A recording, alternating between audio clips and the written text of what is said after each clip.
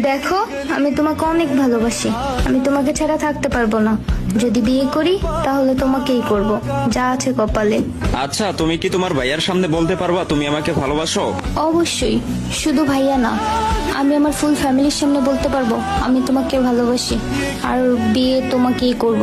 আচ্ছা ঠিক আছে, আমি তোমার ভাইয়াকে ডাকতেছি, তুমিও বলবা আমিও বলবো। ভাইয়া, আমরা দুইজন দুইজনকে অনেক ভালোবাসি। আমরা সিদ্ধান্ত নিছি যে আমরা বিয়ে করব। বিশ্বাস না হলে আপনি আপনার ছোট বোনের কাছে শুনেন।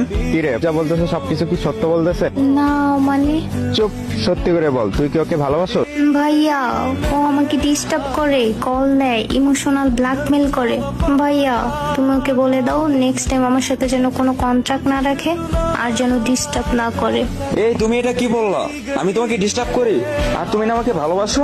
শোন, নেক্সট টাইম থেকে তুই যদি আমার বোনকে ডিস্টার্ব বা মেসেজ দিস তাহলে কিন্তু খুব খারাপ হয়ে যাবে।